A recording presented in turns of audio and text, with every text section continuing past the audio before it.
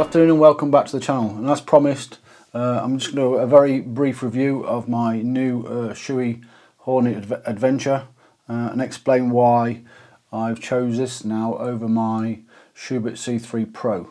The C3 Pro is a brilliant helmet.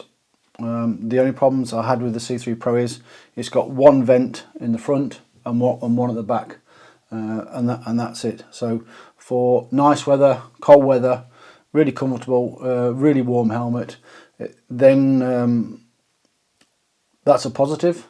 But the negative side, because it's restricted in airflow, in humid weather, rain and fog, after about 30-40 minutes the moisture builds up inside the helmet because there's not enough airflow, and then it starts steaming up inside. And even with the visor open, if you're riding in extreme rain and you're having to open the visor side to get a bit more air through, then understandably more moisture's getting in, and it just compounds the issue. So yeah, the Schuberth C3 Pro is a brilliant helmet, but not so good in fog and rain. So now I've gone for this one. Why have I gone for this? Because basically the ventilation is much better. We've got an inlet here, there, like the Shoei C3 Pro. The Hornet's got here. In the visor at the top, we've got an inlet there. So we've got two inlets, and at the top we've got inlet as well. So we've got air coming up through into the visor, and again at the top here, air coming in at the top of the lid. So that's that. There you can see the two outlet ports there, and there's another two outlet ports here. So yeah, plenty of wind flow. So all in all, a much better ventilated helmet. Quite an attractive helmet. Large chin guard gives you a bit more protection. It's got the emergency tags in case of an accident to pull out at the bottom. Weight wise, it says 1660 to 1700. Yeah, once you've got the pin lock in and the visor fit on, it's 1700 grams. I weighed things this morning. If you add a communication system to it, and then maybe an action camera, then you've got 2 kilos.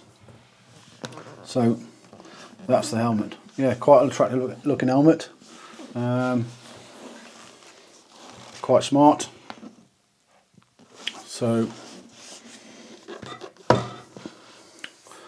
I'm just going to prepare it now for changing the pin lock, or putting the pin lock in. The visor is fairly easy. There's just a plastic clip there. Twist it and the visor pops off. So I'm just going to click that and click that, he says. So we'll just go and look at what's come with the kit. We've got the helmet. We've got the pin lock. Thing with the pin lock is there's different pin locks, and with my helmet I've got this Evo pin lock, which says basically only for daytime use. So a friend's got the other pin lock with it. So when I ordered it, wasn't clear about the pin lock. So theoretically, I'm not allowed to ride this at night time. So yeah, I would probably have to get a second pin lock. But I've looked at the pin lock and it's quite clear, but I'll try and fit this in a short while. So that's the pin lock. Yeah, we've got the chin board under the chin, the front of the helmet cushion, and the guide there to put in. A bit of silicone oil for the mechanism, which is leaking a bit in the packet, which it's not too clever, wasn't sealed properly. And then mandatory instructions, a few Shoei stickers there, and in this one you've got a few clips for the pin lock in those there. So, and everything's a bit oily. So that's what's in the box. So I'll just grab the helmet a minute and remove the pin lock. I'll remove the visor. So there we go. So there we go. So to remove the visor, you just have to lift the visor up, and then at the back here there's a spring left and right. Press the spring and you just get it out. So I've already done it. So there's the visor. All right. So I would advise you, if you're going to fit the pin lock, get a lint-free cloth on here, because you don't want any fluff getting in the visor at all. And yeah, what I normally do is use my elbow and then flatten the visor out to fit the pin lock. So I'll just go and get a few bits and bobs so I can get that done, and then we'll take it from there. So got the visor. I've used the helmet cover because it's fluff free, so I'll leave the protection on there so that doesn't get affected. Here's the pin lock. The inside's got no protection on it, but the outside's got a thin plastic film on. So for the fitting, I'll leave it on. And for what I normally do is here is you just do this, wedge it under the that one, he says. So what I do is that, yeah, I've wedged it under the guide there. Okay, roughly line it up so it's uniformal. Okay, and then this is the difficult bit. Okay, I shouldn't have worn my watch for this. Okay, I then just gently ease it under that one. There you go, it's just got in, and then uniform release it, and it's clicked in. So there's the pin lock fitted. So all I need to do now is take off the backing film. There you go, like that.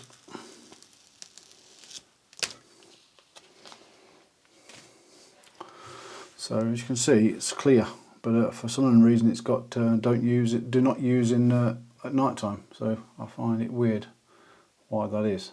Right, so that's that done. So I'll leave the cover on until I've put it back on the helmet, and then yeah, then we'll take that off. Right. So to remove the peak, you just have to unclip it here, there, and then it should just pop off carefully without breaking it. It is plastic, so I wouldn't force it too much. Wriggle it off. There you go. Okay, and then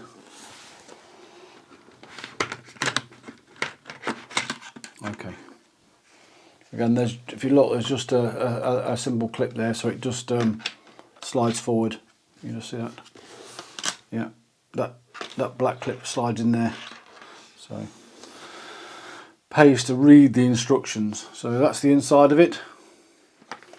This visor is a bit more difficult because here on the inside you've got the main clips what's normally, but here you've got clips here which fit in the guides at the front, fit behind the guides here. Right. To fit the visor, you see, you've got the upper arc and the lower arc with a clip that pulls down, but you've got 3 separate clips in here, which is a bit more difficult than the Schuberth. So what you have to literally have to do is line it up with the arc there, and just here you can just see there's a clip there. So you literally have to get it there and push it and push it in there, kind of. And it's out behind. Stick that in there. That's it. It's all clipped in. So it's difficult to see. So you've got the upper arc has to go in, the lower arc. You've got another plastic clip there on the visor, another little one there, and here. So you've got effectively 3 guides coming down. Now it's fitted properly. So there you go. That looks better now. Okay. So that's the pin lock fitted. Okay. Visor. The cover I'm going to leave on because I'm going to have to. On my next video, I'm going to have to take this apart, so I'll be moving it around a bit to put the audio system in, and then for the next video we'll look at fitting the PackTalk Slim. So that's what I'm going to be doing next.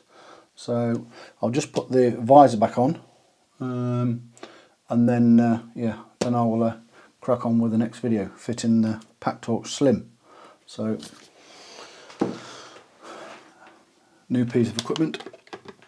So get that in first. I heard that click. That's easy getting it back on. Let's have a look at this. He says, click. Well, that's fairly straightforward.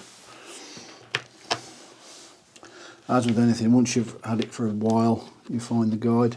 Just find. Excuse me. Just find the hole. There you go.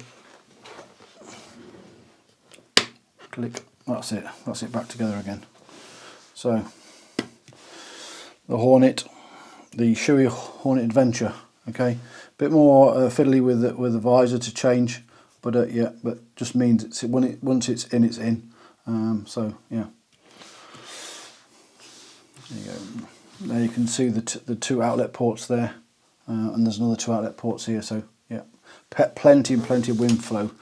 Okay, that's it for this video. So thanks for watching. So I'll get crack on, put this on the net, and then yeah, then my next video will be the Cardo Pack Torque Slim. So until next time, take care for now.